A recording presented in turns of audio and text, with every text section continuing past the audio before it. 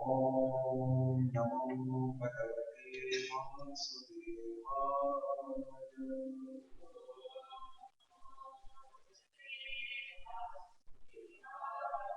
ॐ नमो भगवते वासुदेवाय।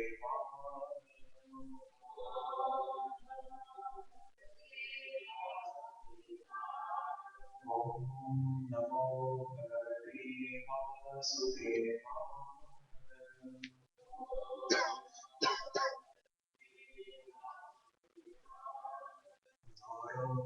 नमस्कृत्य नरं चैव नरोत्तमं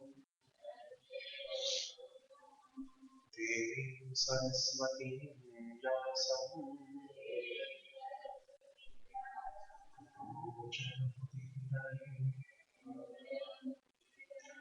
नष्टप्रायेष्वभद्रेषु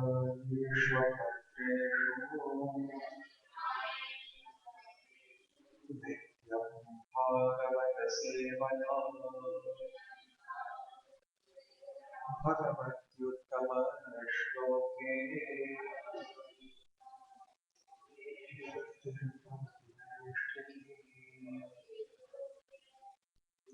श्रीमद्भागवतम् अथ चतुर्थः स्कन्धः एकोनविंशतितमोऽध्यायः। श्लोक संख्या 39 आरभ्य 40 पर्यंत। भागवत 4 स्कंद 19वें अध्याय के 39वें श्लोक से प्रारंभ करके 42वें श्लोक तक। तात्पर्य जो है 40वें श्लोक का है, इसीलिए वही श्याम पट पर लिखा हुआ है। मैत्रेयोवाच इत्थं सलोकगुरुणा समादिष्टो विशाम्पदे तथा च कृत्वा वात्सल्यं मघोनाति च सन्ततः। मैत्रेय ने कहा, जब परम गुरु ब्रह्मा जी ने राजा पृथु को इस प्रकार उपदेश दिया तो उन्होंने यज्ञ करने की अपनी उत्सुकता त्याग दी और अत्यंत स्नेह पूर्वक राजा इंद्र से संधि कर ली। कृतावभृतस्नानाय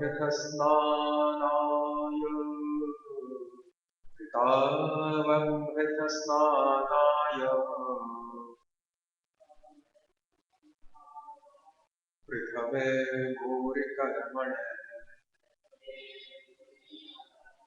वरान्वदस्ते वरदाः ये तद्बर्हिषितर्पिताः। कृतावभृतस्नानाय पृथवे भूरिकर्मणे वरान्वदस्ते वरदाः ये तद्बर्हिषितर्पिताः।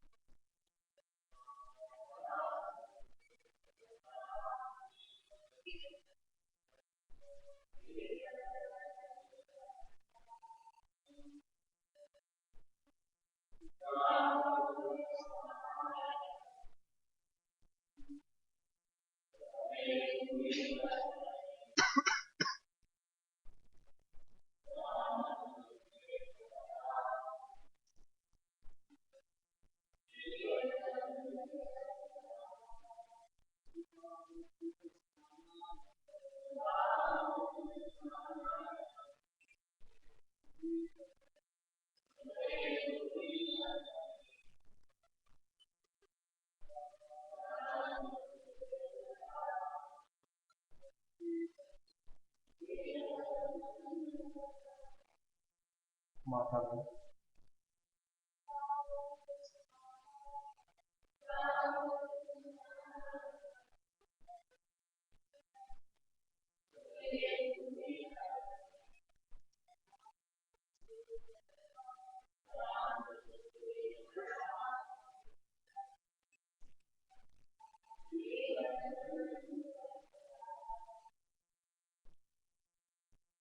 श्रमदान कृत संपन्न करके अवपृष्ठ स्नानाय यज्ञ के पश्चात स्नान करके पृथ्वी राजा पृथ्वी को भूरि कर्म अनेक शौर्यवादी कार्य के लिए विख्यात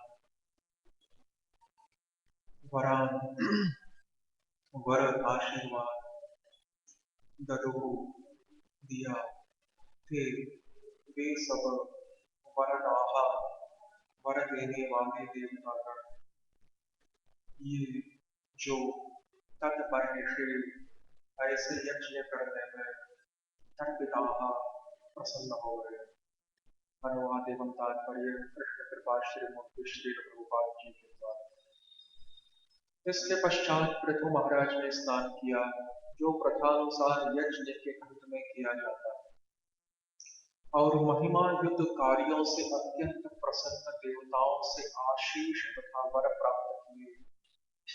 तात्पर्य यज्ञ का अर्थ भगवान विष्णु है क्योंकि सारे यज्ञ श्री भगवान विष्णु को प्रसन्न करने के लिए संपन्न किए जाते हैं। चूंकि यज्ञ करने से देवता स्वयमेव प्रसन्न होते हैं अतः वे यज्ञकर्ता को आशीष देते हैं। जब मनुष्य पौधे की जड़ में पानी डालता है तो डालें, तना, टहनी, फूल तथा पत्ती सभी तुष्ट होते हैं। इसी प्रकार जब कोई उदर को भोजन पहुंचाता है तो शरीर के सभी अंग चैतन्य हो उठते हैं। यदि कोई यज्ञ करके अकेले भगवान विष्णु को प्रसन्न कर लेता है तो अन्य सारे देवता स्वतः संतुष्ट हो जाते हैं। बदले में देवता भक्त को वर देते हैं। अतः शुद्ध भक्त कभी भी देवताओं से वर नहीं मांगता। उसका तो एकमात्र व्यापार श्री भगवान की सेवा करना है। अतः उसे देवताओं द्वारा प्रदत्त वस्तुओं की भी कोई आवश्यकता नहीं पड़ती। विप्राः सत्याशिषस्तुष्टः श्रद्धया लब्धदक्षिणाः आशीषो युयुजुः क्षत्तरादिराजाय सत्कृतः। आदिराज पृथु ने उस यज्ञ में उपस्थित समस्त ब्राह्मणों को अत्यंत सम्मान पूर्वक सभी प्रकार की भेंटें प्रदान की। इन ब्राह्मणों ने प्रसन्न होकर राजा को अपने शुभाशीष दिए। त्वया होता महाबाहो सर्व एव समागतः पूजिता दानवानाभ्यां पितृदेवर्षि मानवाः। समस्त ऋषियों तथा ब्राह्मणों ने कहा, हे शक्तिशाली राजा, आपके आमंत्रण पर सभी वर्ग के जीवों ने इस सभा में भाग लिया है। वे पितृलोक तथा स्वर्ग लोकों से आए हैं। साथ ही सामान्य जन एवं ऋषि भी इस सभा में उपस्थित हुए हैं। अब वे सभी आपके व्यवहार तथा आपके दान से अत्यंत संतुष्ट हैं। इस प्रकार श्रीमद् भागवत के चतुर्थ स्कंद के अंतर्गत राजा पृथु के 100 अश्वमेध यज्ञ शीर्षक 19वें अध्याय का भक्ति वेदांत तात्पर्य पूर्ण हुआ।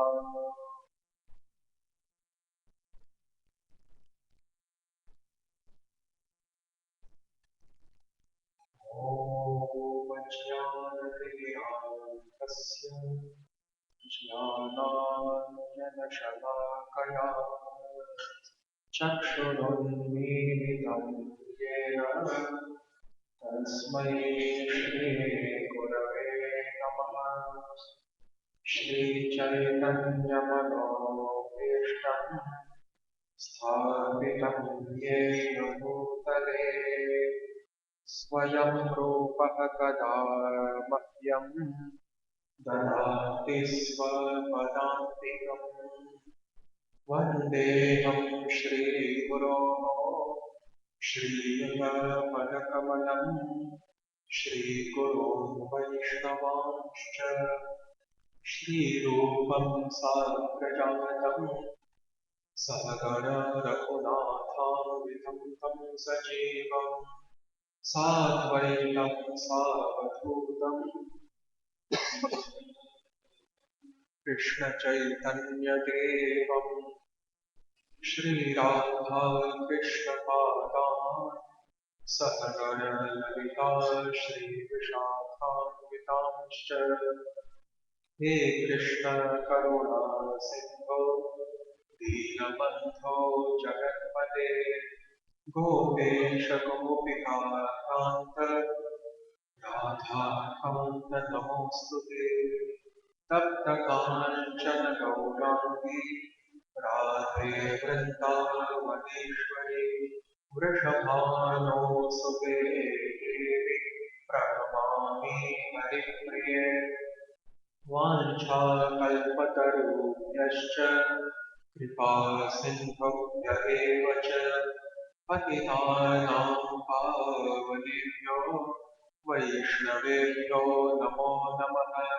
श्रीकृष्ण चैतन्य प्रभु नित्यानन्द श्री अद्वैत गदाधर श्रीवासादि गौरभक्तवृन्द हरे कृष्णा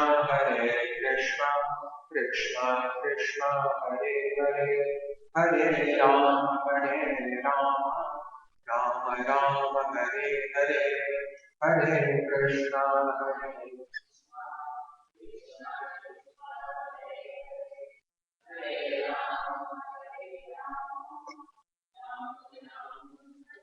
हरे हरे कृष्ण। सर्व प्रारंभ में श्रीमद् रूपानुग आचार्य के अति पुनीत पादांबुजों लक्ष लक्षवार नमस्कृतियों को समर्पित करते हुए भाद्र शुक्ला नवमी तिथि की इस प्रातःकालीन पुण्याह वेला में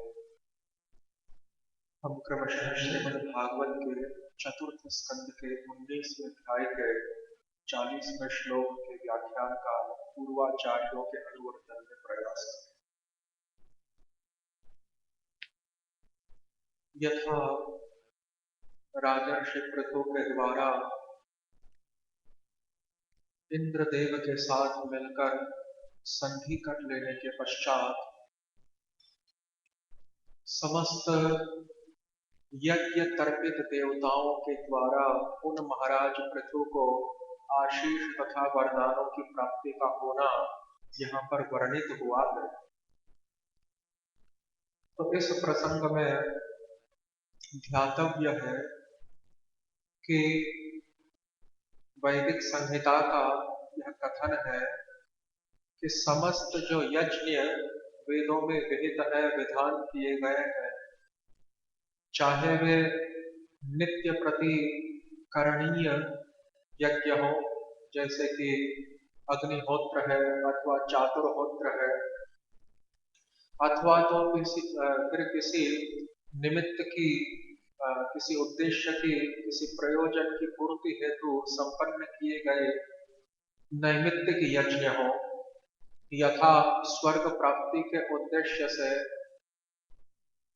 जो अग्निष्टोम यज्ञ संपन्न किया जाता है, ज्योतिष्टोम यज्ञ संपन्न किया जाता है, सौत्रामणि आदि मदिरा पान वाले यज्ञ संपन्न किए जाते हैं, गोमेध अश्वमेध आदि यज्ञ संपन्न किए जाते हैं, और पुत्र की संतान की कामना के निमित्त जो पुत्रष्टि आदि यज्ञ संपन्न किए जाते हैं, ठीक उसी प्रकार से जो सर्प यज्ञ आदि राजर्षि जन्मेजय के द्वारा संपन्न हुआ, ये समस्त जो यज्ञ जिनका वेदों में विधान है, श्रौत सूत्रों में, गृह्य तथा कल्प सूत्रों में जिनका विधान किया गया, वैदिक संहिताओं के ब्राह्मण विभाग में, कर्मकांड परक जो ब्राह्मण विभाग है वेदों का, उसमें जिनका वर्णन किया गया, और वेदों के 86,000 मंत्र जिस कर्मकांड के निरूपण में प्रवृत्त हुए, चारों वैदिक संहिताओं के 86,000 मंत्र, अतिरिक्त जो 10,000 मंत्र हैं वे उपासना कांड के निरूपण में प्रवृत्त हुए। कितने हुए? 96,000 हो गए।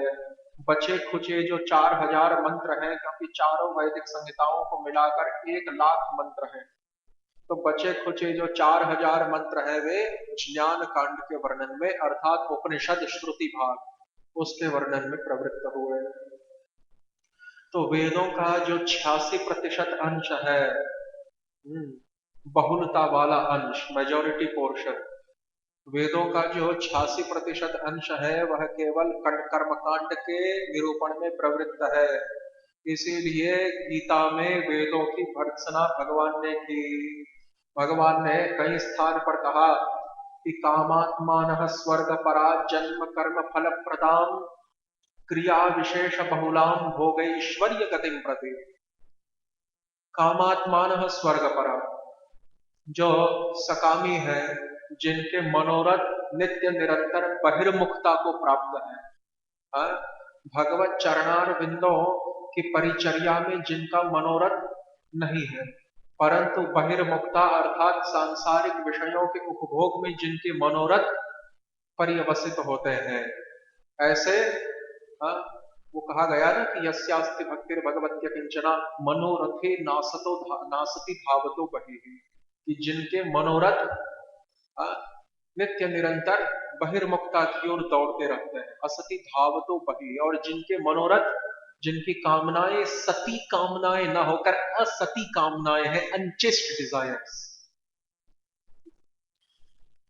असती कामना वाले जो लोग हैं, सती कामना किसे कहेंगे?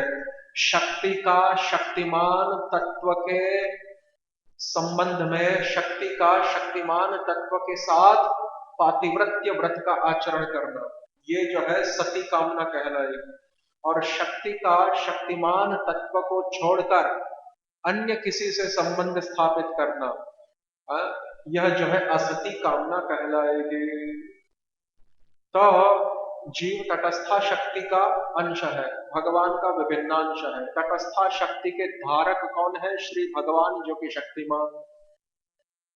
तो तटस्था शक्ति के अंशभूत जितने भी सकल जीव हैं, चाहे बद्ध हो चाहे मुक्त हो, वे समस्त जीव भगवान की शक्ति के रूप में प्रस्थापित हुए या नहीं?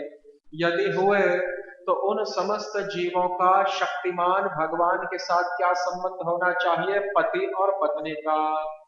इसी को पातिव्रत्य कहते हैं। यही जो है सती कामना है। पति पत्नी का तात्पर्य यहाँ पर भोग्य और भोक्ता से। यहाँ तक कि सख्य रस में भी यदि कोई गोप सखा बनकर श्री कृष्ण की सेवा में रत है, तो वह यद्यपि भगवान की पत्नी नहीं है, लेकिन फिर भी भोग्य की दृष्टि से उसको पत्नी माना जाता है, जीवात्मा को, भगवान की। और भगवान उसके भोक्ता है, क्योंकि भोक्ताराम यज्ञ तपसाम सर्वलोक महेश्वरम, समस्त यज्ञ तपस्याओं के, समस्त लोकों के वे ही एकमात्र महान ईश्वर है। भोक्ताराम यज्ञ तपसाम सर्वलोक महेश्वरम।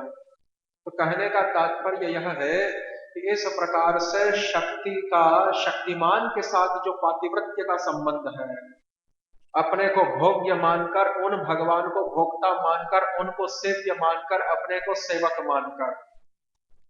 देखिए, ये ऐसा तथ्य है कि जिसके ऊपर हमारी समस्त गौड़ीय आचार्य परंपरा में जो भक्ति सिद्धांत सरस्वती प्रभुपाद हुए हैं, उन्होंने इस बिंदु पे इतना भार दिया है, भोग्य और भोक्ता के बिंदु के ऊपर, सेव्य तथा सेवक के बिंदु के ऊपर, कि प्रायः उनके द्वारा जितने भी ग्रंथ लिखे गए, जितने भी निबंध लिखे गए, जितने भी व्याख्यान आदि दिए गए, उनमें सभी में इस तथ्य के ऊपर ही अधिक भार दिया गया है प्राय। ये यदि आपने जो है ध्यान दिया हो तो। इसीलिए विषय विग्रह भोक्ता भगवान है और आश्रय विग्रह भक्त जो है उनका भोग्य है। यह है शक्ति शक्तिमान के बीच पातिव्रत्य का संबंध। तो ये तो सती कामना कहलाएगी जीव की, यदि वो भगवान की सेवा करना चाहे तो। लेकिन यदि यह जीव जो तटस्था शक्ति का अंशभूत है, यदि अन्य तटस्था शक्ति के अंशभूत जीव के साथ जो शक्ति और शक्ति के बीच का जो संबंध है, यदि लगाता है, तो वह, और उसमें भी अपने आप को भोक्ता मानकर, अन्य जीव को अपना भोग्य मानकर यदि लगाता है, तो यह असती कामना होगी, अनचेस्ट डिजायर। और ठीक उसी प्रकार से जो शक्ति यानी जो जीव है, तटस्था शक्ति है, वह किसी बहिरंगा शक्ति के साथ, बहिरंगा शक्ति के विकार से उत्पन्न किसी पदार्थ के, जड़ पदार्थ के साथ, जो पंच महाभूत है ना, बहिरंगा शक्ति के विकार रूप, त्रिगुणों के विकार रूप, उन पंच महाभूतों से उत्पन्न किसी भी शब्द स्पर्श रूप रस गंध आदि विषयों के साथ यदि वो अपना संबंध जोड़ता है किसी भी जड़ पदार्थ के साथ, तो भी वह असती कामना ही मानी जाएगी। इसलिए जड़ विषयों का भोग हो चाहे चेतन विषयों का भोग हो, जीवात्मा के पक्ष में ये सभी असती कामनाएं मानी जाएंगी। केवल शक्तिमान की जो परिचर्या है वो सती कामना सिद्ध होती है, क्योंकि जिस प्रकार से चुंबक की जो पॉजिटिव साइड होती है, सकारात्मक पक्ष, वह चुंबक के अन्य सकारात्मक पक्ष के साथ दो चुंबकों की जो पॉजिटिव साइड्स होती है वह जिस प्रकार आपस में कभी मिलती नहीं है सजातीय होने के कारण, चुंबक के जो विजातीय अंश है, नेगेटिव पॉजिटिव सकारात्मक नकारात्मक, वे ही केवल आकर्षित होकर सदा के लिए युक्त होते हैं। ठीक उसी प्रकार से शक्ति का शक्ति के साथ कभी मेल नहीं बैठ सकता, शक्ति का शक्तिमान के साथ ही मेल बैठ सकता है। ये यहाँ पर दर्शन बताता है। गौड़ीय दर्शन को समझने का यही तो साफल्य है। तो कहने का तात्पर्य यह है कि गौड़ीय दर्शन ही एकमात्र दर्शन है जो शक्ति शक्तिमान के बिंदु के ऊपर भार जिसने रखा है।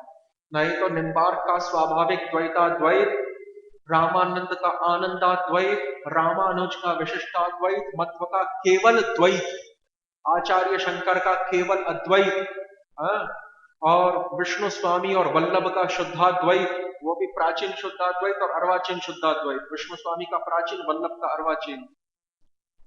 और उसी प्रकार से जो भास्कर है उनका औपाधिक औपचारिक भेदाभेद, और उसी प्रकार से जो विज्ञान भिक्षु है उनका अविभागाद्वैत, सिद्धाद्वैत आदि ये जितने भी मत वेदांत के ऊपर उपलब्ध है, शैवों का शिवाद्वैत वेदांत के ऊपर, ये जितने भी मत उपलब्ध हैं, इन सभी मतों की यदि आप तुलनात्मक विवेचना करेंगे तो पाएंगे कि जिस प्रकार से गौड़ीय दर्शन के अचिंत्य भेदाभेदवाद में शक्ति शक्तिमान के बिंदु के ऊपर भार रखा है, उस प्रकार का भार अन्य किसी भी दर्शन में प्राप्त नहीं है।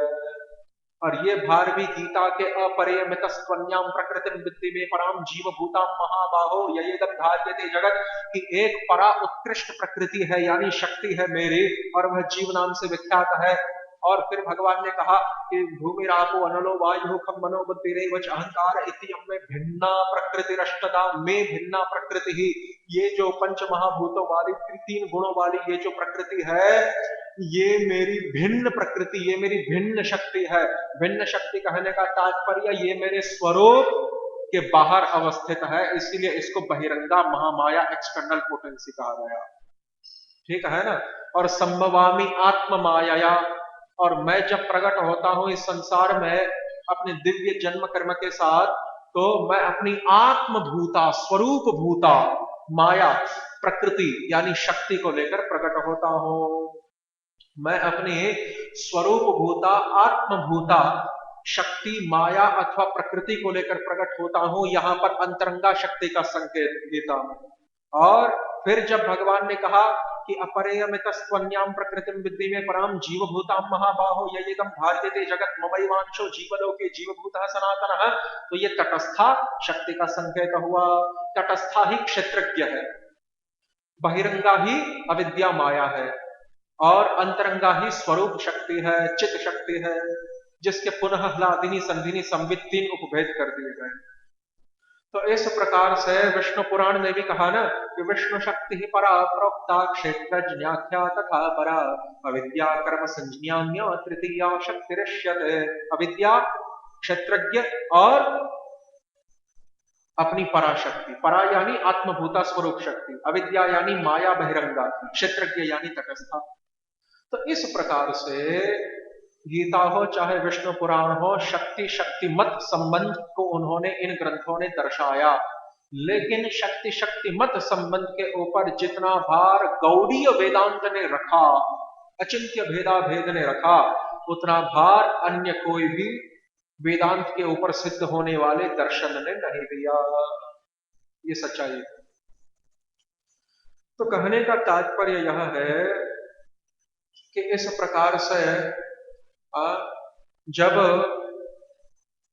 जो सकामी है कामात्मान स्वर्ग पर जन्म कर्म फल प्रदान, तो सकामियों की जो कामना है या तो चेतन विषय के भोग के लिए होती है या जड़ पदार्थ के भोग के लिए होती है।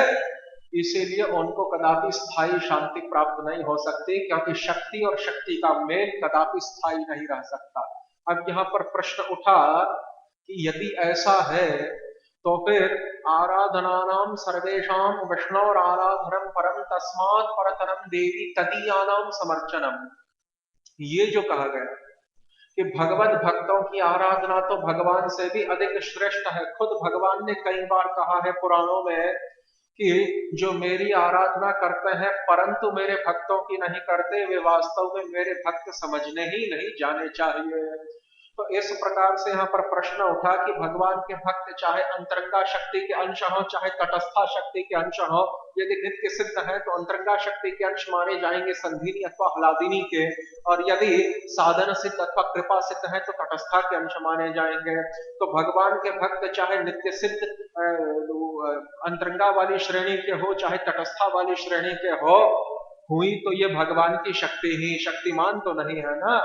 तो यदि शक्ति की हम आराधना करेंगे, जैसे श्री राधा है, ललिता, विशाखा, रूप, रति, मंजरी है, अथवा हमारे जितने भी आचार्य हैं, ये सभी भगवान की ही अंतरंगा अथवा तटस्था शक्ति के ही तो रूप है ना। तो यदि इनकी हम आराधना करेंगे तो फिर कैसे स्थायी शांति प्राप्त हो सकती है। लेकिन इस प्रकार की जो आपत्ति है वो भगवत भक्तों की आराधना के विषय में नहीं उठाई जा सकती, क्योंकि जहां पर खुद भगवान कहते हैं कि इन भक्तों की आराधना से मुझे आनंद प्राप्त होता है, जो केवल मेरी विविक्त रूप से आराधना करते हैं वे मुझे तृप्त नहीं कर पाते, परंतु मेरे भक्तों के आराधक ही मुझे तृप्त कर पाते हैं। तो जब स्वयं भगवान अपने भक्तों की सेवा से, अपने भक्तों की सेवा देखने से, मतलब हमारे द्वारा उनके भक्तों की गई सेवा देखने से प्रसन्न होते हैं, इसीलिए ये तर्क अन्यथा लागू पड़ने पर भी भगवत भक्तों की आराधना के संबंध में लागू नहीं पड़ता। ये जो शक्ति वाला जो तर्क है ना कि एक शक्ति दूसरे शक्ति के साथ संबंध बनाएगी तो स्थायी शांति को प्राप्त नहीं कर पाएगी, लेकिन यहाँ पर जो भगवत भक्त है उनके संबंध में ये लागू नहीं है। क्यों? क्योंकि भगवत भक्तों की सेवा करना, भगवत भक्त भगवान की शक्ति है, भगवत भक्तों की सेवा करना, लेकिन वे जो भगवत भक्त हैं पुनः भगवान की सेवा कर रहे हैं। यदि वे भगवत भक्त तत्पदार्थ स्वरूप ब्रह्म की, भगवान की सेवा न कर रहे होते तो उनको तदीय न कहा जाता। तत् के साथ संबंधित होने के कारण वे तदीय है, और ऐसे तदीय की आराधना करने को महादेव कह रहे हैं। आराधनानाम सर्वेषाम विष्णुर आराधनम परम तस्मात् परतरम देवी तदीयानाम समर्चनम। भगवदीयों की, तदीयों की आराधना का उपदेश है। यदि भगवान से संबंधित ही नहीं है तो भगवदीय कैसा? यदि तत्पदार्थ ब्रह्म के साथ संबंधित नहीं है तो तदीय कैसा? इसीलिए तदीय की अथवा भगवदीय की आराधना के पीछे भी आशय यह है कि चूंकि वे भगवान से संबंधित है इसीलिए उनकी आराधना करो। इसीलिए वो आराधना भी शक्ति की न मानी जाकर शक्तिमान की ही मानी जाती है। भगवत भक्तों की आराधना यदि गूढ़ रूप से देखें, गंभीर रूप से देखें, अंदर झांकने का प्रयास करें, आशय तक, मर्म तक, तो हम पाएंगे कि वो शक्ति की आराधना न होकर अंत में शक्तिमान की आराधना सिद्ध होती है, क्योंकि उसके द्वारा अंत में शक्तिमान ही प्रसन्न होते हैं। और हमारी गौड़ीय संप्रदाय की जो मंजरी भाव की उपासना है, जिस मंजरी भाव को एक दार्शनिक नाम दिया गया, टेक्निकल डेजिग्नेशन, और वो क्या है? भावोल्लास रति।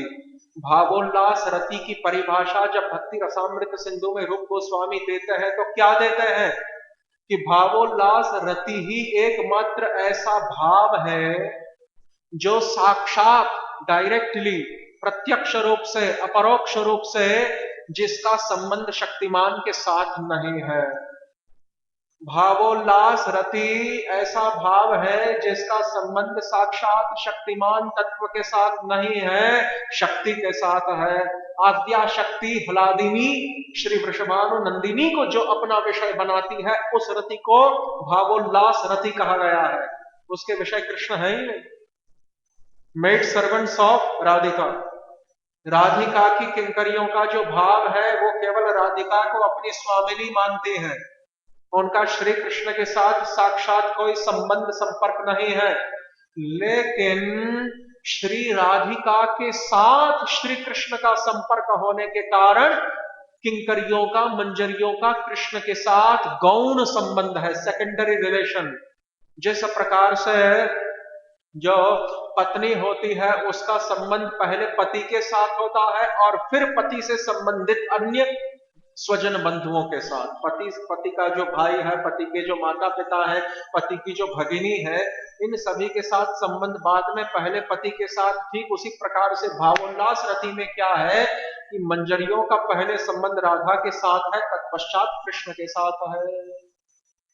तो अब यहाँ पर बहुत बड़ी आपत्ति खड़ी हुई ना कि शक्ति का शक्ति के साथ जो संबंध है वो किस प्रकार से स्थायी हो सकता है। शक्ति का तो शक्तिमान के साथ संबंध ही स्थायी हो सकता है, क्योंकि चेतन जो पदार्थ है और जो जड़ पदार्थ है उनको यदि हम अपना भोग्य बनाएंगे तो कदापि स्थायी शांति प्राप्त नहीं कर सकते वो चुंबक के न्याय के द्वारा, है ना। सजातीय सजाति का जो मेल है वो कदापि स्थायी नहीं रहता है, सजातीय विजातीय का मेल ही स्थायी रहता है। तो लेकिन इस प्रकार का कुतर्क यहाँ पे नहीं हो सकता है। भावोल्लास रति में, मंजरी भाव की उपासना में, भगवत भक्तों की आराधना में, राधिका भगवान की सर्वश्रेष्ठ भक्ता है, उनकी आराधना करना भावोल्लास रति, इसमें यह तर्क नहीं उठाया जा सकता, क्योंकि पहले तो जो अंतरंगा शक्ति होती है वो भगवान की स्वरूप भूता है, राधिका अंतरंगा शक्ति है और भावोल्लास रति राधिका को अपना विषय बनाती है। अंतरंगा शक्ति तटस्था और बहिरंगा की भांति भगवान के स्वरूप के बाहर नहीं है, यही तो समझना है सब। अंतरंगा शक्ति जो है भगवान के स्वरूप के अंदर है, भगवान के स्वरूप से एकदम अभिन्न है। जैसे कृष्णदास कविराज जो है उदाहरण देते हैं चैतन्य चरितामृत में कि कस्तूरी जैछे मृगमद, जिस प्रकार से कस्तूरी की जो गंध है वो कस्तूरी की स्वरूप शक्ति मानी जाती है, इंटरनल पोटेंसी। जिस प्रकार से अग्नि की जो अग्नि का जो प्रकाश है, अग्नि की जो उष्णता है, गर्माहट, वो अग्नि की स्वरूप शक्ति मानी जाती है। ठीक उसी प्रकार से हलादिनी वृषभानु नंदिनी कृष्ण की स्वरूप शक्ति होने के कारण स्वरूप शक्ति को भी यदि हम अपना विषय बनाएंगे तो वो शक्तिमान की सेवा का ही पर्याय बन जाता है, क्योंकि वो शक्तिमान के साथ अभिन्न है ना। इसीलिए दूसरी बात कि यदि हम स्वरूप शक्ति की, राधिका की आराधना करते हैं जो कि अंतरंगा है भावोल्लास रति के द्वारा, तो क्या है कि उस आराधना के द्वारा अंततो गत्वा श्री कृष्ण प्रसन्न होते हैं। श्री कृष्ण ने पुराण में कहा कि जो मेरे भक्तों की आराधना नहीं करता, केवल मेरी आराधना करता है, तो उस व्यक्ति की आराधना मुझे कैसी लगती है, कैसी प्रतीत होती है। सप्त शूल्यानी में जिस प्रकार से 7 शूलों वाले किसी भाले को मेरे हृदय में जो है घुसेड़ दिया गया, इस प्रकार का मुझे कष्ट होता है। इसीलिए अंतरंगा शक्ति श्री राधा की जो उपासना है जीवों के द्वारा, वो यद्यपि शक्ति की उपासना है, लेकिन वो शक्ति कृष्ण के स्वरूप का अभिन्न अंश होने के कारण वो शक्तिमान की ही अंततो गत्वा उपासना मानी जाती है और उसके द्वारा, उस प्रकार की शक्ति की आराधना के द्वारा अंततो गत्वा शक्तिमान ही प्रसन्न होता है। इसलिए यहां पर ये तर्क नहीं बैठाया जा सकता। परंतु ये जो तर्क है कि एक शक्ति अन्य शक्ति की आराधना के द्वारा स्थायी सुख को कदापि प्राप्त नहीं कर सकती, ये तटस्था और बहिरंगा के संबंध में निर्विवाद रूप से बैठता है। तो कहने का तात्पर्य यह है कि इस प्रकार से कामात्मान स्वर्ग परा, ये जितने भी भौतिक मनोरथों से ग्रसित लोग हैं, इनकी जो भौतिक कामनाएं हैं ये असती कही गई, अनचेष्ट, इन्हीं कारणों के आधार पर। मनोरथेन असती धावतो बहिः यस्यास्ति भक्ति भगवती अकिंचना, भागवत के 5वें अध्याय का श्लोक, 5वें स्कंद का। तो ऐसे जो भौतिक कामनाओं से युक्त लोग हैं, बहिरंगा और तटस्था का भोग करने की इच्छा रखने वाले, वे लोग स्वर्ग परायण होते हैं, स्वर्ग ही उनकी अंतिम गति होती है। कामात्मान स्वर्ग परा जन्म कर्म फल प्रदान, और इनकी जो गति है वो कैसी है, बार बार उनको आवागमन रूपी चक्र में डालने वाली, जन्म मृत्यु के चक्कर में बारंबार डालने वाली, जन्म कर्म फल प्रदान क्रिया विशेष बहुलाम, और कर्म कांड की जो विभिन्न सहस्रों अनगिनत क्रियाएं हैं, ये करो वो करो फलाना करो ढिकना करो, जैसे यहाँ पर अवभृत स्नान है, तो ऐसी जो अशेष क्रियाएं हैं कर्मकांड की, ये बहुल क्रियाओं के द्वारा क्रिया विशेष बहुलाम भोगैश्वर्य गतिम प्रति, और इन बहुल क्रियाओं का लक्ष्य क्या है, सांसारिक तुच्छ नश्वर क्षणिक मात्रा में भी अल्प और दुखों से युक्त सुख को प्रदान करना, भोग और ऐश्वर्य को प्रदान करना, दुखालय अशाश्वत, दुखों से मिश्रित सुख को प्रदान करना, वो भी मात्रा में अल्प, वो भी जड़ श्रेणी का सुख, चिन्मय श्रेणी का नहीं, और वो भी अशाश्वत क्षण भंगुर। ये इन लोगों की गति है सकाम योग। इसीलिए गीता शास्त्र में बार बार जो है वेद त्रयी की निंदा की गई, क्योंकि वेदों का जो 86% अंश है वो केवल कर्मकांड का निरूपण करने में लगाया गया है, मेजोरिटी ऑफ द वेद। इसीलिए व्यवसायत्मिका बुद्धि रेखे है कुरुनंदन बहुशाखा ही अनंताश्च बुद्धयो अव्यवसायी नाम। इसीलिए कहा गया कि त्रय विद्या माम सोमपा पूत पापा यज्ञैरिष्ट्वा स्वर्गतिम प्रार्थयन्ते ते पुण्यमासाद्य सुरेंद्र लोकम अश्नन्ति दिव्यान दिवि देव भोगान ते तम भुक्त्वा स्वर्गलोकम विशालम क्षीणे पुण्य मर्त्यलोकम विशंति एवं त्रयी धर्म मनु प्रपन्ना। इस प्रकार से जो ऋक् साम यजु इन 3 वेदों के चक्कर में लगे रहता है, एवं त्रयी धर्म मनु प्रपन्ना गतागतम काम कामालवन्ते, बार बार जो भर्त्सना की गई है सकामियों की, उसके पीछे आशय क्या है कि यद्यपि ये सकामी लोग देवताओं की आराधना करते हैं सकाम भाव से, और यद्यपि उनके द्वारा की गई जो आराधना है यज्ञ आदियों के द्वारा, वो अंततोगत्वा तो भगवान विष्णु को ही वो आराधना प्राप्त होती, लेकिन तथापि उस आराधना को भगवान अविधि पूर्वक की गई आराधना क्यों कहते हैं, जब शास्त्रों में कहा गया कि आकाशात् पतितं तोयं यथा गच्छन्ति सागरं सर्वदेव नमस्कारः केशवं प्रति गच्छते, कि जिस प्रकार से आकाश से पृथ्वी पर आने वाली, स्वर्ग से पृथ्वी पर अवतरित होने वाली जो सुर नदी गंगा है, उस गंगा का जो जल है अंततो गत्वा सागर में ही मिल जाता है, उसी प्रकार से समस्त देवताओं के प्रति समर्पित किए हुए जो नमस्कार है अथवा आराधना है, वो अंत में जाकर वो पूजा आराधना किसको प्राप्त होती है, केशव को प्राप्त होती है, केशवम प्रति गच्छति। लेकिन ऐसा होने के बावजूद गीता शास्त्र में भगवान ने ये क्यों कहा, गीता शास्त्र में जो भगवान कहते हैं कि यजन्ते अविधि पूर्वकम, भगवान श्री कृष्ण ने गीता शास्त्र में कहा कि ऐसे जो लोग हैं देवताओं की उपासना में रत और जिनकी बुद्धि का हरण कामनाओं के द्वारा हो गया है, कामस्तैस्तैर्हृत ज्ञान प्रपद्यन्ते अन्य देवता, तो ऐसे जो लोग हैं ये मेरी ही पूजा करते हैं लेकिन अविधि पूर्वक मेरी उपासना करते हैं, ऐसा भगवान ने क्यों कहा गीता शास्त्र में?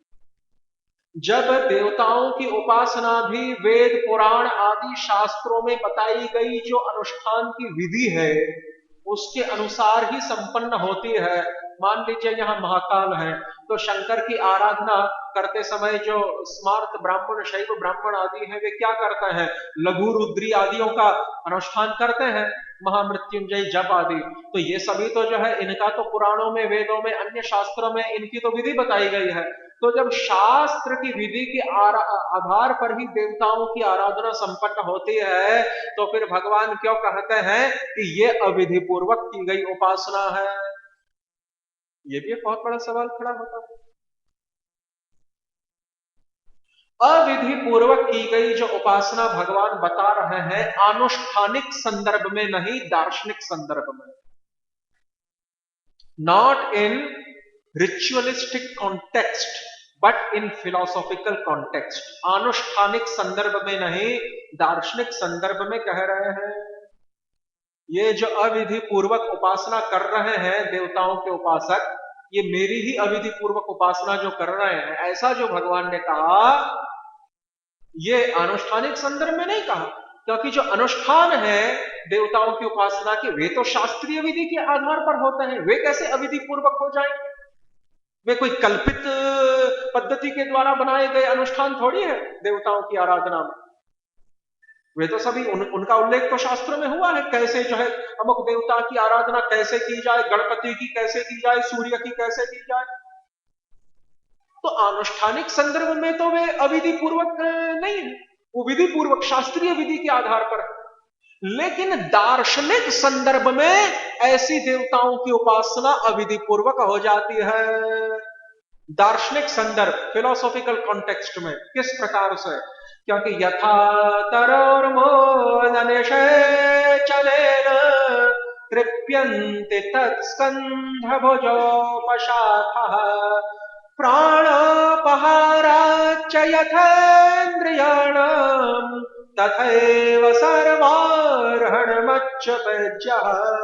भागवत का चौथा स्कंद क्या कहता है, और यही बात तात्पर्य में प्रभुपाद जी लिख रहे हैं, घुमा फिरा के लौट के यहीं पे आ गए। यही बात जो है तात्पर्य में प्रभुपाद जी लिखते हैं कि यथा तरोर मूल निषय चलेना, कि जिस प्रकार से वृक्ष की जड़ में जल देने पर ही वृक्ष जो है और वृक्ष के अन्य जितने भी अंग हैं वे तुष्टि को प्राप्त करते हैं, अन्यथा नहीं। आप टहनी पे दीजिए, आप पत्र पे दीजिए, फूल पे दीजिए, फल पे दीजिए, तने पे दीजिए, तो कुछ नहीं होगा, जड़ में देने से ही होगा काम। ठीक उसी प्रकार से भगवान अच्युत की इज्या से, अर्हणम अच्युतेज्या, भगवान अच्युत की आराधना से ही न केवल भगवान अच्युत परंतु समस्त जीव संतृप्त हो जाते हैं, समस्त देवता भी संतृप्त हो जाते हैं। क्योंकि जो देव हैं वो भगवान विष्णु के अंग स्वरूप हैं, भगवान विष्णु अंगी हैं, ये बात है। तो अब प्रश्न उठा कि यदि ये बात सत्य है कि केवल जड़ में वृक्ष में जो है जल देने से सभी संतुष्ट होते हैं, वृक्ष जो है केवल जड़ में जल देने से संतुष्ट होता है, वैसे अच्युत की आराधना से ही सभी संतुष्ट होते हैं, तो फिर शास्त्रों में ये क्यों कहा गया कि आकाशात पतितम तोयम यथा गच्छन्ति सागरम सर्वदेव नमस्कारः केशवम प्रति गच्छति, कि समस्त देवताओं की आराधना भी अंत में जाकर भगवान केशव को ही प्राप्त होती है। अरे वो इसीलिए कहा गया क्योंकि वो परंपराया प्राप्त होती है, बहुत सारे व्यवधान और विक्षेपों के बाद प्राप्त होती है, इनडायरेक्ट वर्शिप है वो भगवान की, है ना। जिस प्रकार से जब स्वर्ग से आकाश से गंगा नीचे उतरती है, आकाशात पतितम तोयम, तो क्या सीधे ही गंगा सागर पहुंच जाती है? नहीं, बीच में जो है उसे उत्तराखंड में आना पड़ता है, उत्तराखंड के पश्चात जो है पश्चिमी उत्तर प्रदेश में प्रवेश करना पड़ता है, तत्पश्चात जो है पूर्वांचल में आती है, तत्पश्चात जो है बिहार मिथिला होकर और तत्पश्चात अंग बंग होकर अंत में जो है गंगा सागर को पहुंचती है कि नहीं? तो इसी प्रकार से है, अनेक प्रकार के व्यवधानों से गुजरती हुई, अनेक प्रकार के विक्षेपों से गुजरती हुई वो जो देवताओं की आराधना है वो भगवान तक पहुंचती है, और उस आराधना के द्वारा वो आराधना तो भगवान तक पहुंचती है जैसे तैसे करके, जैसे तैसे करके वो जो आराधना है वो भगवान तक तो पहुंचती है, लेकिन उसके द्वारा जो जीवात्मा है, जो उपासक है, जो देवताओं का आराधक है, वो स्थायी परम शांति को प्राप्त नहीं होता। क्योंकि स्थायी परम शांति को प्राप्त करने के लिए तो दूसरी विधि है जड़ में पानी देने की। ये बात अलग है कि वो आराधना भगवान तक पहुंचती है, लेकिन आराधना भले ही भगवान तक पहुंचे, लेकिन भगवान ने एक और शर्त लगाई गीता में, ये यथा माम प्रपद्यन्ते ताम तथैव भजाम्यहम् मम वर्तमानो वर्तन्ते मनुष्याः पार्थ सर्वशः। और ब्रह्म संहिता में भी कहा कि यादृशी यादृशी सिद्धि, यादृशी यादृशी भावना सिद्धिर भवति तादृशी, जैसी जैसी जिसकी भावना वैसा वैसा उसका फल, जैसा जैसा जो मेरे साथ आदान प्रदान करेगा मैं भी वैसा वैसा उसके साथ आदान प्रदान करूंगा, ये यथा माम प्रपद्यन्ते। तो ये शर्त लगने के बाद यद्यपि उन देवतोपासकों की आराधना तो भगवान तक पहुंचती है अंत में, वो भी इनडायरेक्टली जैसे तैसे करके, लेकिन आराधना भगवान तक पहुंचने पर भी ये यहां पर नहीं कहा जा सकता कि चूंकि उन देवताओं के उपासकों की आराधना भी भगवान तक पहुंच गई इसलिए अब भगवान संतुष्ट हो गए। नहीं, क्योंकि भगवान ने कहा जो जिस भाव से भजेगा उसको उस भाव से रेसिप्रोकेट करूंगा। यानी देवताओं के उपासकों को तो यह पता ही नहीं है कि हमारे द्वारा की गई देवता की उपासना विष्णु तक पहुंचेगी, और न ही वो विष्णु को संतुष्ट करने के लिए उस उपासना को कर रहे हैं, वे तो अपने अपने देवता को संतुष्ट करने के लिए उपासना को कर रहे हैं। तो जब उन देवतोपासकों के द्वारा की गई आराधना अपने अपने देवताओं को संतुष्ट करने के लिए की जाती है तो भगवान भी कहते हैं मैं भी ठीक उसी प्रकार से रेसिप्रोकेट करता हूं, मैं भी ये बहाना निकाल देता हूं कि मैं संतुष्ट नहीं हुआ क्योंकि तुम लोगों ने मेरी डायरेक्ट आराधना नहीं की है, तुमने तो देवताओं को प्रसन्न करने के लिए आराधना की है, और जब मैं संतुष्ट हुआ ही नहीं तो फिर वृक्ष के जड़ को छोड़कर अन्य अंशों पर जल सिंचन के समान वो आराधना हो जाती है देवताओं की। हुआ कि नहीं ये सिद्ध अंत में जाकर। इसीलिए दार्शनिक संदर्भ में, फिलॉसॉफिकल कॉन्टेक्स्ट में भगवान ने देवताओं की उपासना को अविधि पूर्वक कहा क्योंकि वो जड़ में पानी नहीं दिया गया है, इसीलिए वो अविधि पूर्वक है। बाकी शास्त्रीय विधि के आधार पे तो है, इसलिए अनुष्ठानिक संदर्भ में वो विधि पूर्वक है, दार्शनिक दृष्टिकोण में अविधि पूर्वक है। ये बात जो है यहां पर समझनी पड़ेगी। यदि ये रहस्य हमें पता नहीं है और किसी स्मार्त ब्राह्मण के पास जाकर हमने कह दिया, पंचोपासक के पास जाकर कि देखो तुम्हारी देवता की आराधना अविधि पूर्वक गीता में भगवान ने कहा, वो आपको उठा के बता देगा कि देखो फलाने ढिकने पुराण में ये जो विधि बताई है उसके अनुसार मैं कर रहा हूं, आप उसको कैसे काटेंगे। इसीलिए वैष्णव धर्म का संस्थापन करना जो है इतना आसान काम नहीं होता है कि जितना कई बार हम समझ लेते हैं। उसके लिए जो है बहुत पापड़ बेलने पड़ते हैं, उसके लिए बहुत मंथन करना पड़ता है, उसके लिए बहुत जो है पूर्व पक्षों का खंडन करके अंत में वो सिद्ध होता है। तभी तो प्रायः जितने भी सनातन धर्म के अनुयायी विद्वान भी हैं वे क्या करते हैं, जो किसी सत वैष्णव संप्रदाय के अनुगत नहीं है, ऐसे ही इंडिपेंडेंट स्कॉलर्स हैं, स्मार्ट या इस श्रेणी में आने वाले, वे लोग क्या करते हैं, इन पुराणों का वेदों का अध्ययन तो कर लेते हैं, अंत में जाकर जो है भ्रम में आ जाते हैं। उनको पता ही नहीं, उनको निष्कर्ष हाथ में ही नहीं लगता। निष्कर्ष हाथ में इसीलिए नहीं लगता है क्योंकि चाबी उनके पास नहीं। बिना चाबी के भी आप काम कर सकते हैं, लेकिन चाबी जब तक आपके पास हाथ में ना हो। जीव गोस्वामी पाद से प्रश्न पूछा गया, बादशाह अकबर उस समय फतेहपुर सीकरी में अपना दरबार लगा के बैठे थे, आगरा से थोड़ा दूर। तो बाद में उनकी जो राजधानी है मुगलों की वो दिल्ली बनी, लेकिन उससे पहले फतेहपुर सीकरी में जो है बादशाह अकबर का दरबार लगता था आगरे के पास। तो और ये मथुरा आदि जितने भी क्षेत्र हैं वो डायरेक्टली मुगल सल्तनत के द्वारा शासित थे। ब्रिटिश साम्राज्य के आने तक Mathura was directly under the emperor of Delhi, Mughal सल्तनत के द्वारा शासित होते थे। तो यहां पर क्या हुआ कि जो जीव गोस्वामी पाद है, अभी एक इंटरेस्टिंग कथा है। देखो चाबी यदि हाथ में हो तो काम बहुत आसान हो जाता है। इसका आपको थोड़ा सा एक सैंपल बताता हूं कि उस समय जो है, क्योंकि अकबर जो है संकीर्ण चित्त वाले, संकीर्ण बुद्धि वाले मुगल शासक नहीं थे, उदार हृदय वाले थे। तो उनके दरबार में एक बार एक विवाद छिड़ गया सनातन धर्म के संबंध में। विवाद यह छिड़ा कि जो गंगा और यमुना है, क्योंकि जो हिंदी भाषी क्षेत्र है वो तो गंगा यमुना के बीच में ही बसा हुआ है, तो जो गंगा और यमुना है इन दोनों में श्रेष्ठ कौन सी नदी है? तो सभी जो है सभी दृष्टिकोणों वाले वहां पर विद्वान और पंडित उपस्थित थे उनके दरबार में। किसी ने कहा कि देखिए, जो गंगा है वो श्रेष्ठ है, क्योंकि उसकी महिमा ही अधिक शास्त्रों में गाई गई। लेकिन जो कृष्ण भक्त थे उन्होंने कहा कि नहीं, यमुना श्रेष्ठ है।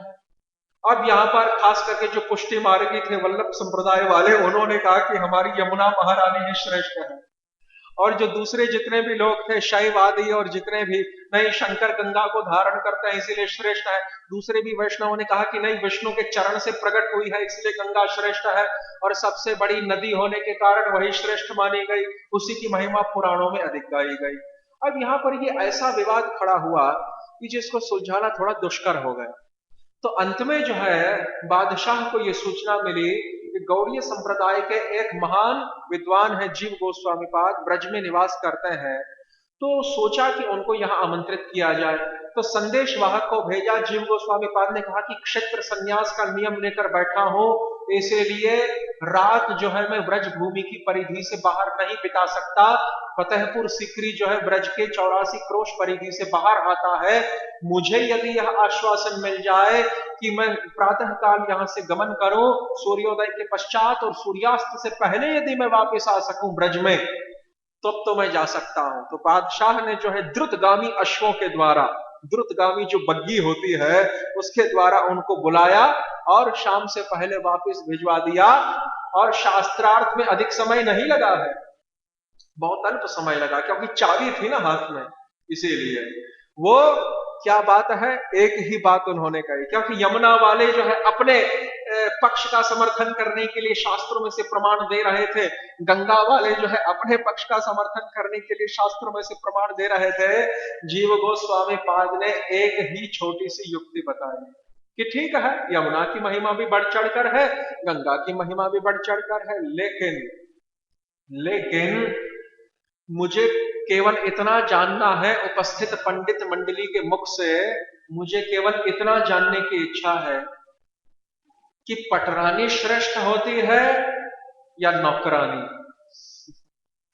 चरण सेविका दासी श्रेष्ठ होती है या जो पट्ट महिषी होती है वो श्रेष्ठ होती है? तो पंडितों ने क्या उत्तर दिया कि जो पटरानी है वही श्रेष्ठ मानी जाएगी नौकरानी की अपेक्षा। ठीक है। तो अब जीव गोस्वामी पाद ने कहा कि ठीक है, गंगा और यमुना, इनमें से पटरानी कौन है और नौकरानी कौन है? हैं? गंगा कौन है, कालिंदी कौन है? भागवत के दशम स्कंद के उत्तरार्ध में क्या कथा आई कि कालिंदी यमुना साक्षात भगवान द्वारकाधीश की पटरानी बनी है कि नहीं? और गंगा कौन है? विष्णु के चरण से उत्पन्न होने वाली दासी है। तो इसीलिए पटरानी का जो स्थान है वह सर्वश्रेष्ठ होता है।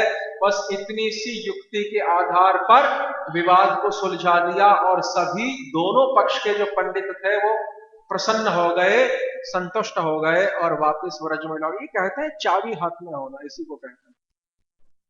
अब सनातन धर्म में जो है इतना बड़ा विवाद है, कोई कहता है मैं अमुक शास्त्र के आधार पे अपने सिद्धांत को प्रतिपादित करता हूं, कोई कहता है मैं अमुक शास्त्र के आधार पर करता हूं। जैसे ही आप अपनी बात गीता आदियों के आधार पे रखेंगे, वो एक कहेगा कि मैं जो है अमुक पुराण का मानने वाला हूं, मैं अमुक संहिता का मानने वाला हूं, मैं अमुक वेद उपनिषद का मानने वाला हूं। फिर आप उसकी बात को कैसे कर देंगे?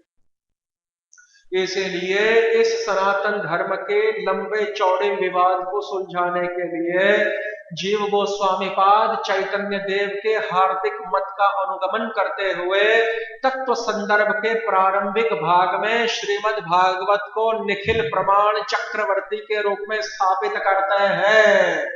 ये चाबी है हाथ में हमारे कि जब श्रीमद् भागवत ही महाभारत का तात्पर्य निर्णायक है, ब्रह्म सूत्रों का अकृत्रिम भाष्य है, गीता का भी तात्पर्य निर्णायक है, उपनिषद वेदों का भी जो है तात्पर्य निर्णायक है, वेद माता ब्रह्म गायत्री का भी व्याख्यान है जब महाभारत, तो फिर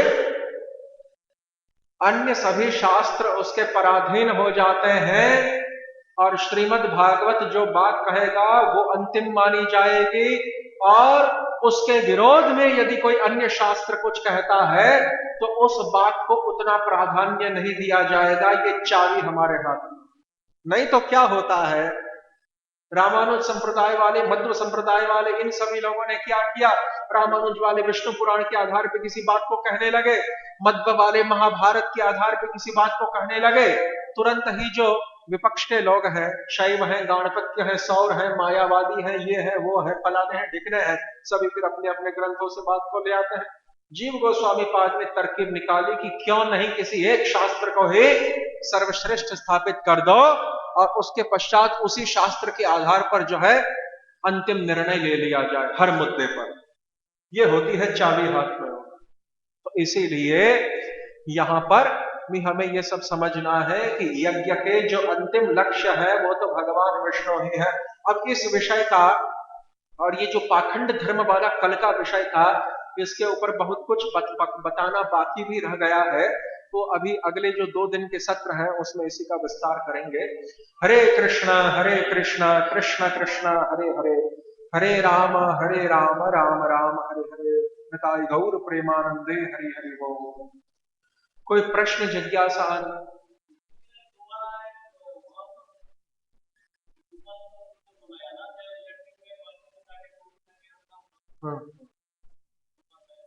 गोपाल गुरु गोस्वामी।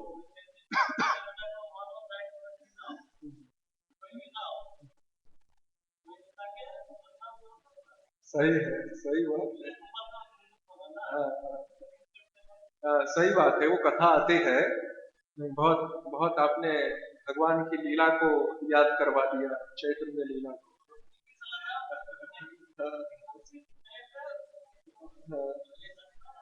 हाँ, बिल्कुल बिल्कुल। ये न केन प्रकारेण मनः कृष्ण निवेशय, जैसे भी संभव हो भगवान के नाम का स्मरण करना चाहिए। यही समस्त विधियों का और निषेधों का सार है। स्मर्तव्य सततम विष्णु हो, निस्मर्तव्यो न जातुचित। और कोई प्रश्न, टीका, टिप्पणी?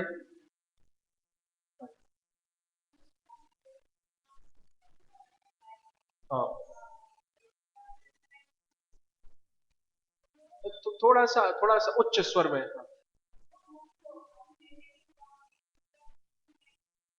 हाँ,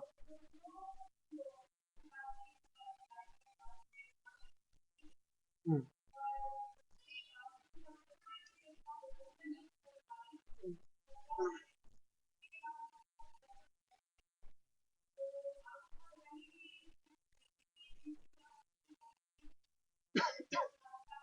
हम्म, हम्म।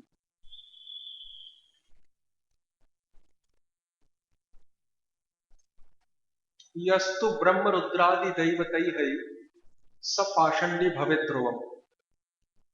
पद्म पुराण में कहा कि जो ब्रह्म रुद्रादि देवताओं की भगवान विष्णु के समकक्ष उनको जानकर, भगवान विष्णु के समकक्ष ही ब्रह्म रुद्रादि देवता है, ऐसा मानकर जो ब्रह्म रुद्रादि देवताओं की आराधना करते हैं, फिर चाहे वो विष्णु आराधना को छोड़कर करते हो, चाहे विष्णु आराधना के साथ करते हो, इररिस्पेक्टिव ऑफ दैट, वो लोग पाषंडी बन जाते हैं। और विष्णु की आराधना को छोड़कर देवताओं की आराधना करना ये तो अपेक्षाकृत बेहतर है, लेकिन विष्णु की आराधना करने के साथ ये समझते हुए कि भगवान विष्णु सर्वश्रेष्ठ है, विष्णु की आराधना करने के साथ फिर जो है देवताओं की आराधना करना, और उसके पीछे उनका आशय क्या होता है कि पता नहीं विष्णु की आराधना जो है हमें सिद्धि प्रदान करेगी या नहीं, इसीलिए साथ में देवताओं की भी सहायता लेना आवश्यक है। इस प्रकार से विष्णु की आराधना करने के साथ साथ देवताओं की आराधना करना, ये तो उससे भी बड़ा अपराध और उपहास है विष्णु की उपासना का। इससे तो अच्छा होता कि विष्णु की आराधना न करके ही उन देवताओं की आराधना करते। इसीलिए ये भी है ना कि निर्विशेष ब्रह्म सायुज्य ये बेहतर है, लेकिन भगवत सायुज्य सबसे निकृष्ट घटिया है। क्योंकि सच्चिदानंद विग्रह माधुर्य ऐश्वर्य सौंदर्य लावण्य औदार्य से ओतप्रोत जो भगवान है, उनके यदि हम बाहर रहे होते तो उनका हम आस्वादन कर पाते। अब ये तो जो है उनकी सत्ता के साथ हम जो है तादात्म्य को प्राप्त कर गए। इसीलिए जैसे भगवत सायुज्य निर्विशेष ब्रह्म सायुज्य से भी अधिक दुर्भाग्यशाली माना जाता है, वैसे ही विष्णु की आराधना छोड़कर अन्य देवताओं की आराधना करना तो थोड़ा बेहतर है, लेकिन विष्णु की आराधना के साथ उन देवताओं की आराधना को करना, ये संशय मन में रखते हुए कि नहीं, कृष्ण भक्ति के द्वारा सब कुछ नहीं होगा और कुछ भी साथ में करना पड़ेगा। कृष्ण भक्ति कैले सर्वकर्म कृत होय, श्रद्धा शब्दे विश्वास कहे सुदृढ़ निश्चय। नहीं नहीं, कृष्ण भक्ति के द्वारा सब कुछ नहीं होगा और कुछ भी साथ में करना पड़ेगा। सर्वधर्मान परित्यज्य, ये बात हमारे गले के नीचे नहीं उतर रही है। देवर्षि भूताप्त नृणाम पितृणाम, कि भगवान हरि के उपासक अन्य समस्त देवताओं के ऋण से, अरे देवताओं का ऋण क्या, समस्त पांचों प्रकार के ऋण से वो ऋण हो जाते हैं, मुक्त हो जाते हैं। ये बात हमारे गले के नीचे नहीं उतर रही है, हमारे गले की फांस बनी हुई है। तो कहने का तात्पर्य यह है कि ऐसे जो लोग हैं वो निश्चित रूप से यस्तु ब्रह्म रुद्रादि दैवत यही स पाषंडी भवेद्रोम, ऐसे लोग पाखंडी बन जाते हैं। अब यहां पर एक और बात समझ ली, क्योंकि ऐसा है ना, सभी पक्षों के ऊपर जब तक ध्यान नहीं देंगे तब तक अधूरा ज्ञान, और जो अधूरा ज्ञान है, जो अध कचरा ज्ञान है, वो बहुत भयंकर होता है। उससे तो अच्छा ज्ञान नहीं हो वही अच्छा है। तो एक यहां दूसरा पक्ष है। दूसरा पक्ष यह है कि भक्ति संदर्भ में श्री जीव गोस्वामी पाद गणेश आदि कुछ आवरण देवता हैं, उनकी उपासना का विधान करते हैं। और यदि आप भक्ति रसामृत सिंधु पढ़िए, मूल रूप गोस्वामी वाला भी, और प्रभुपाद जी के द्वारा जो उसका सारांश बताया गया समरी स्टडी, उसमें भी आप देखेंगे कि स्वयं रूप गोस्वामी पाद विधान करते हैं, he advocates the worship of Ganesh. और फिर कहीं कहीं तो जैसे मध्व संप्रदाय है, तो मध्व संप्रदाय में उडुपी में आप जाएंगे तो आप देखेंगे कि पहले कृष्ण की उपासना करते हैं कृष्ण मठ में, और वहां से जैसे ही तीर्थ उपाधिधारी मध्व सन्यासी अपना पर्याय करके, पर्याय यानी वो नर्तक गोपाल की सेवा करके जैसे ही वो बाहर आएंगे तो वो सीधे चंद्र मौलीश्वर शंकर के मंदिर में जाएंगे, और फिर जिन द्रव्यों के द्वारा भगवान की उपासना की थी उन्हीं द्रव्यों के द्वारा चंद्र मौलीश्वर की आराधना करेंगे। ये सब क्या है? ये सब यह है कि वहां पर उन देवताओं की उपासना देवताओं के रूप में नहीं की जाती है, भगवत भक्त के रूप में, अधिकृत दास के रूप में की जाती है। जब भागवत कहता है कि वैष्णवानाम यथा शंभु हो, समस्त वैष्णवों में शंभु यानी शंकर सर्वश्रेष्ठ है। दूसरी ओर कहा गया कि आराधना नाम सर्वेशम विष्णु और आराधनम परम, कि विष्णु की आराधना से भी उनके भक्तों की आराधना श्रेष्ठ है, तो फिर शंकर की आराधना क्यों न की जाए उनको भक्त मानकर। इसीलिए जहां जहां पर भी वो आराधनाएं होती हैं उनको उस संदर्भ में देखा जाना चाहिए, न कि दूसरे संदर्भ में। वहां पर उनको भक्त मानकर उनकी आराधना, और वो भी स्वतंत्र रूप से नहीं, उनको विष्णु के समकक्ष मानकर नहीं, उनको विष्णु का दास मानकर, और स्वतंत्र रूप से नहीं, भगवान विष्णु का पहले आराधन करके फिर उस द्रव्य के द्वारा देवताओं की आराधना करना। जैसे कृष्ण मठ में से निकलकर जो है मध्व संप्रदाय का जो सन्यासी पीठाधीश्वर है वो जाता है चंद्रमौलीश्वर के मंदिर में, तो इसीलिए उच्छिष्ट के द्वारा भक्तों की आराधना करना, हरि के उच्छिष्ट द्रव्य के द्वारा। लेकिन अब प्रश्न होता है कि शास्त्रों में तो यह लिखा है कि पहले जो है गुरु और भक्तों की पूजा होनी चाहिए, बाद में भगवान की। प्रथमम तो गुरु पूज्यम ततश्चैव ममार्चनम कुर्वन् सिद्धिमवाप्नोति ह्यन्यथा निष्फलम भवेत्, कि पहले जो है गुरु और भक्त की आराधना करो फिर भगवान की। इस क्रम का पालन नहीं करने से सिद्धि नहीं मिलेगी, विपरीत हो जाएगा। ये श्लोक जो है भक्ति संदर्भ में भी जीव गोस्वामी पाद ने उद्धृत किया तंत्रों में से निकालकर। तो अब इसका क्या समाधान? यदि ऐसा है तो फिर शंकर गणेश आदियों की आराधना बाद में क्यों होती है, पहले क्यों नहीं? शंकर की आराधना तो खास बाद में होती है, विष्णु की आराधना के बाद, जहां जहां पर भी होती है वैष्णव स्थानों में। तो ऐसा क्यों पहले होनी चाहिए थी? ऐसा इसीलिए कि जब भगवान के भक्त केवल भगवान के भक्त होते हैं तब तो उनकी आराधना भगवत आराधना से पहले हो जानी चाहिए। लेकिन जब भगवान के ऐसे भक्त जो कि भक्त होने के साथ साथ देवता की पदवी पर भी बैठे हुए हैं, तब उनकी आराधना बाद में होगी। ये रहस्य है। देवता की भले ही हमारा भाव जो है उस देवता की आराधना के पीछे वो उनको भक्त मानने का है, वैष्णव मानने का है कि एकले ईश्वर कृष्ण आर सब भृत्य। हमारा जो भाव है वो उन देवताओं को भक्त मानने का है, लेकिन हमारे मानने से उनका देवत्व तो समाप्त नहीं होगा ना, वो देवता भी तो बने हुए हैं ना साथ साथ में। हमारे मानने से ठीक है वो वैष्णव भी है और वो देवता भी है, दोनों एक साथ हैं। तो हमारे उनको वैष्णव मानने से उनका जो वो जो उनकी जो देवता वाली स्थिति है वो तो समाप्त नहीं हो जाएगी ना। तो इसीलिए वो साथ साथ में देवता भी बने रहते हैं। जब साथ साथ में देवता है तो फिर भगवान विष्णु की आराधना पहले करनी पड़ेगी, बाद में उन लोगों की। यह यहां पर रहस्य समझना पड़ेगा। अन्यथा जो वैष्णव है सामान्य कोटि के, जो देवता के पद पर नहीं है, ऐसे वैष्णव हैं, गुरु हैं, तो पहले उनकी आराधना और फिर भगवान की आराधना, ये यहां पर विधान है। तो इसीलिए इन सभी रहस्यों को जानकर हम आगे बढ़े तो अच्छा रहेगा। और कोई प्रश्न? हाँ, अब अब अच्छा, अब थोड़ा बाद में, पहले इन्होंने हाथ खड़ा किया। Yes yes.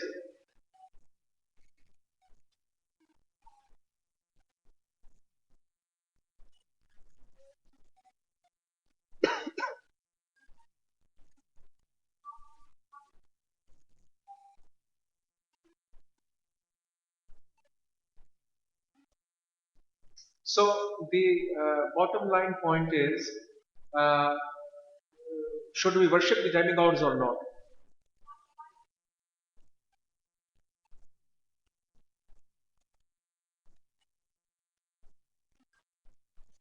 Yeah. Yes, yes, yes, yes,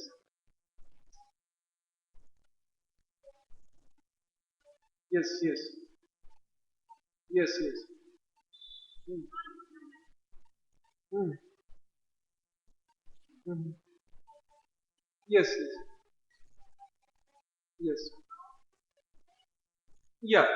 You see, it is explained on this basis that this improper worship of demigods, in which context it is considered improper.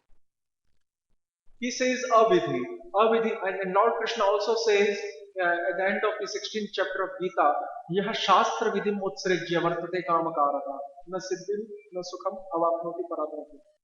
He says that those who abandon the scriptural method of worshipping, they will never attain any happiness or any good destination. Na sukham na paramgatim na siddhi. Right? So now this is the point, because Gita is not the only scripture. You have to accept all the 18 Puranas. And in other Puranas, the worship of demigods have been mentioned. Even in Bhagavatam, second canto, second chapter, the worship of various demigods is mentioned. That if you will worship Shiva, you will get knowledge. If you will worship Durga, you will get wealth, etc., etc. Though in the end it is said that one should worship Sri Hari, Akamaha Sarvakama, etc. But then again, the worship of other demigods has also been described. That has also been given place in the scriptures. And the exact method of the demigod worship has also been depicted elaborately in those scriptures. So if we say that the worship of demigod is not done according to method, avidhi means not done according to the proper method, then that is not right, because the Shastra Vidhi, the scriptures have advocated the exact method and process of worshipping those demigods. So, in which context we should consider this?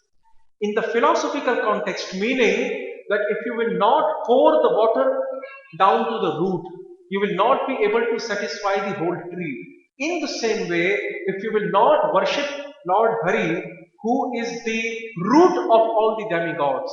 Dharma moolam tu Bhagavan sakshat vedamayo hare. That personality of Godhead, Lord Vishnu, who is the root of all the demigods, who is the source. So till that time, on a higher philosophical level, you will not be considered doing proper worship.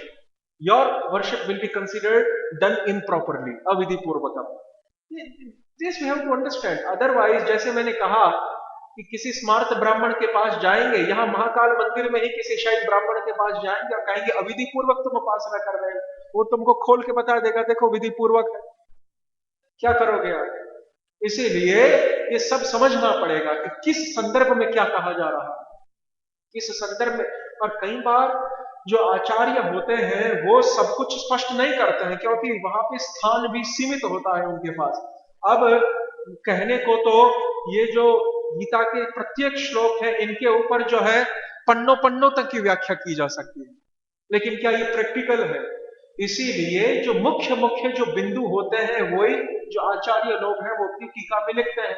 लेकिन फिर बहुत सारे ऐसे बिंदु हैं जिनका वहां पर विवेचन नहीं किया होता है, तो लेकिन इन सभी का विवेचन भी होना इसीलिए चाहिए क्योंकि जब शास्त्रार्थ होता है तो उस समय जो है ये सभी बिंदु खड़े हो जाते हैं।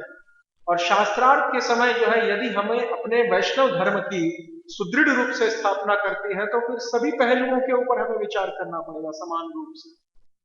तो इसीलिए जो मुख्य मुख्य बात होती है वही आचार्यों के द्वारा लिखी जाती है अपनी व्याख्या लिखते समय। अब आप देखिए सारार्थ वर्षणी टीका है विश्वनाथ जी की, वो कोई इतनी लंबी टीका नहीं है गीता के ऊपर।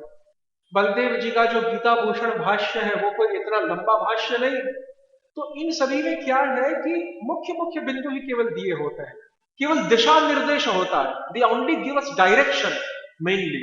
फिर उसमें अवान्तर बहुत सारी ऐसी छोटी छोटी चीजें होती हैं हर मुद्दे में कि जिनको समझाने का वहां पर अवकाश नहीं होता है ग्रंथ के विस्तार भय से। इसीलिए चैतन्य चरितामृत में भी नहीं, चैतन्य भागवत में भी अंत में जाकर वृंदावन दास ठाकुर क्या लिखते हैं कि मैंने तो जो है गौर नित्यानंद की नवद्वीप लीला का वर्णन करने में ही इतना समय बिता दिया, और उसमें भी खास करके भगवान नित्यानंद की महिमा का वर्णन करने में ही मैंने इतना समय बिता दिया कि अब यदि मैं श्रीमन महाप्रभु की जो अंतिम लीलाएं हैं गंभीरा वाली और ये सभी पूरी की लीलाएं, इनका वर्णन करने जाऊंगा तो ग्रंथ विस्तार का मुझे भय है। यही कारण रहता है कि जो आचार्य लोग हैं बहुत सारी बातें तो समझाने की होती हैं लेकिन नहीं समझा पाते, एक ग्रंथ विस्तार की भी एक वो रहती है। और हमारी ये जो भगवत गीता यथारूप है ये तो विशेष करके जो उसको क्या कहेंगे, जो पाश्चात्य जगत के जो उसको क्या कहते हैं, पाश्चात्य जगत के हमारे जो भक्त हैं उनको, पाश्चात्य जगत के जो जीव है ऑक्सीडेंटल ब्रीड, पाश्चात्य जगत के जीव को जो है भक्ति मार्ग में लाने के लिए, तो इसीलिए उसमें जो है हर एक छोटे छोटे मुद्दे का जो है इतना विश्लेषण करेंगे शास्त्रार्थ की तरह, जैसे स्मारतों के साथ या मायावादियों के साथ शास्त्रार्थ कर रहे हो उस मूड में आकर, उस जो है शैली में आकर, तो वो जो है व्यावहारिक नहीं बनेगा, क्योंकि इसका जो फोकस है that is on the western world. तो इसीलिए जो मुख्य मुख्य बिंदु होते हैं उसी के ऊपर वहां पर ध्यान खींचा गया। ये भी सभी रहस्य है जो हमें समझने पड़ेंगे। हाँ, और आप ठीक है, ओके ओके, हाँ जी,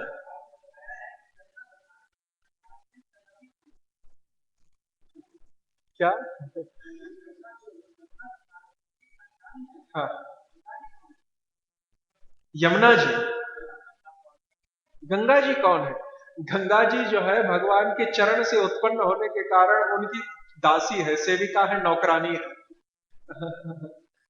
तो ऐसा है।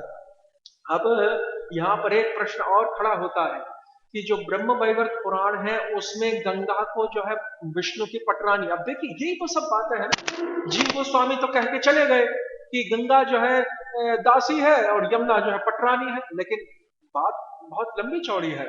इतना होने पर भी ब्रह्म वैवर्त पुराण के प्रकृति खंड में लिखा है कि गंगा जो है भगवान विष्णु की चार पत्नियों में से एक है। गंगा पहली, सरस्वती दूसरी, तुलसी तीसरी और लक्ष्मी चौथी, और एक पांचवी भी है जिसको हम वसुंधरा पृथ्वी माता कहते हैं।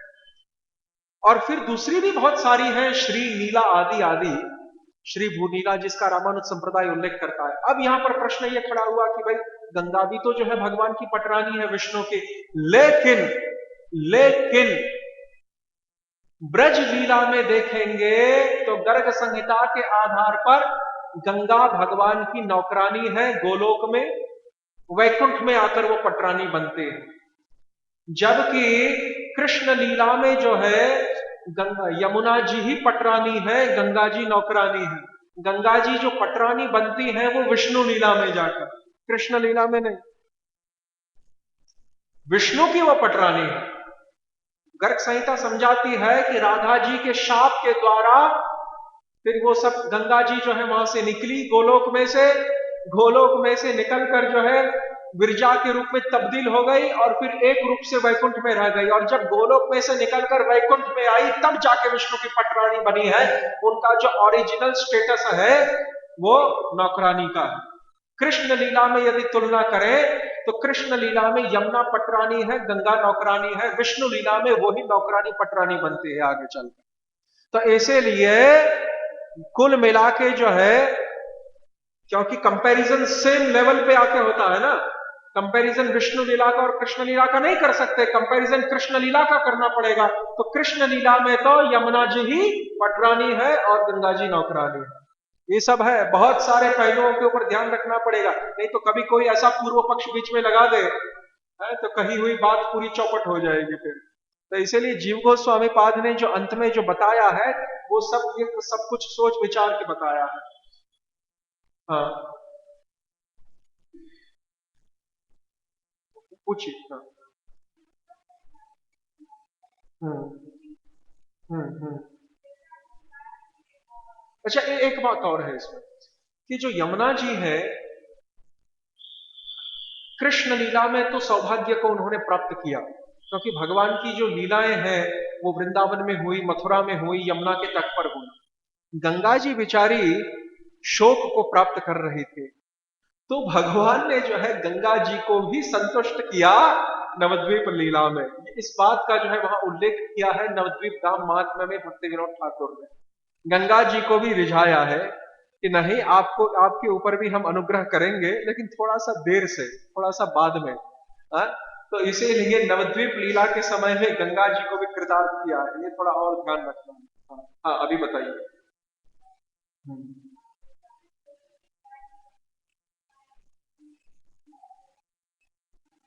हम्म,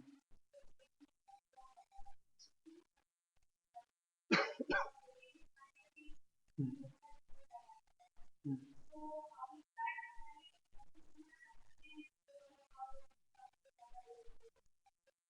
नहीं नहीं नहीं नहीं नहीं नहीं नहीं। गुरु की तो पहले उपासना होगी। प्रथमम तो गुरुम पूज्यम ततश्चैव ममार्चनम, उसके बाद भगवान की उपासना। और यदि विकल्प में उसके बाद कोई देवी देवता की उपासना करना चाहता है, वह भी उन देवताओं को वैष्णव भक्त मानते हुए, तो विकल्प में वो उपासना की जा सकती है। वो भी इसीलिए कि हे देवी देवताओं, आप भगवान के परम भक्त वैष्णव हैं, तो आप लोगों के अनुग्रह से कदाचित मैं हरि भक्ति में आगे बढ़ पाऊंगा, इस आशय को ध्यान में रख के, ना कि किसी सकाम मनोरथ की पूर्ति के लिए। और हाँ,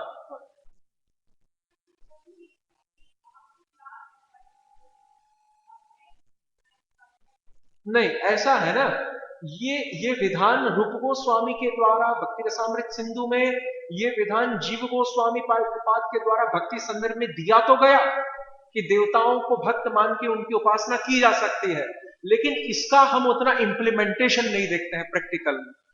ऐसा क्यों? और खास करके हमारे जो प्रभुपाद जी और उन्होंने तो ये सब जो है इतना विधान किया ही नहीं है इन चीजों में। तो ऐसा क्यों? क्योंकि पहली बात यह है कि जो जो कोरी स्लेट होती है उसको सिखाना थोड़ा आसान होता है। और जो आप समझ गए ना, तो जितने भी सनातन वैदिक धर्म को मानने वाले परिवार में जिन्होंने जन्म लिया है, यानी बॉर्न हिंदूज, तो उन लोगों में क्या दिक्कत आती है कि पहले देवी देवताओं की उपासना जो है उन देवताओं को भगवान विष्णु के समान मान के करते थे। अब यदि उनको ये कहा जाए, अभी वो लोग जो है मान लीजिए वैष्णव बन गए, अभी उनको ये कहा जाए कि नहीं आप अपनी वो देवी देवता की जो उपासना है वो कंटिन्यू रखो, तो इसमें एक खतरा ये रहता है, इसमें एक खतरा ये रहता है कि कहीं उनका जो प्राचीन आकर्षण है, अनुराग है, वो कहीं उत्पन्न ना हो जाए। तो इसीलिए देश काल पात्र और सब कुछ समझते हुए जो है इसके ऊपर इतना भार नहीं रखा है। भले ही लिखने में जो है रूप गोस्वामी ने भक्ति संदर्भ में, भक्ति रसामृत सिंधु में इसका विधान भले ही किया हो, लेकिन फिर भी जो है उसका इतना इंप्लीमेंटेशन हम नहीं देखते हैं व्यवहार में। दूसरी बात, गोपाल भट्ट गोस्वामी कुछ दूसरा ही राग अलापते हैं, जीव और रूप से हटकर थोड़ा सा, कम से कम बाह्य विरोधाभास तो दिखता ही। गोपाल भट्ट गोस्वामी सक्रियासार दीपिका में तो शास्त्रीय प्रमाणों के आधार पर गणेश, रुद्र आदि समस्त देवताओं की आराधना का पूर्ण रूप से निषेध करते हैं। अब ये ऐसा विपरीत क्यों है? इसीलिए है कि सक्रियासार दीपिका में जब गोपाल भट्ट गोस्वामी खंडन करते हैं देवताओं की पूजा का, तो वो उस दृष्टि को लेकर खंडन करते हैं जिस दृष्टि से आम लोग देवताओं की पूजा करते हैं, उनको विष्णु के समान मानते हो। यस्तु ब्रह्म रुद्रादि दैवतैः स पाषंडी भवे ध्रुवम, पद्म पुराण कहता है वो पाखंडी हो जाएगा जो विष्णु के समान इन देवताओं को माने।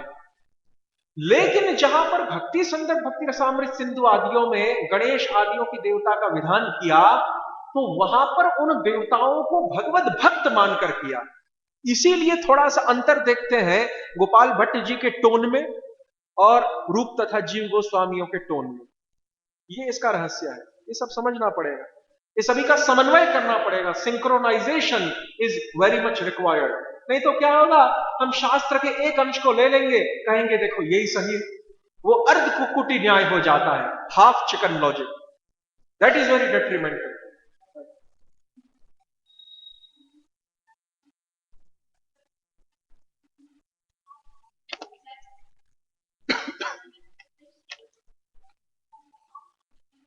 Yes. Art of Death is Bhagavatam.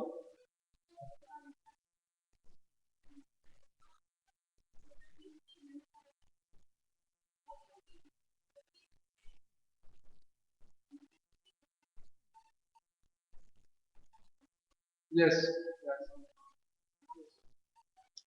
Because he is one of the 12 Mahajanas.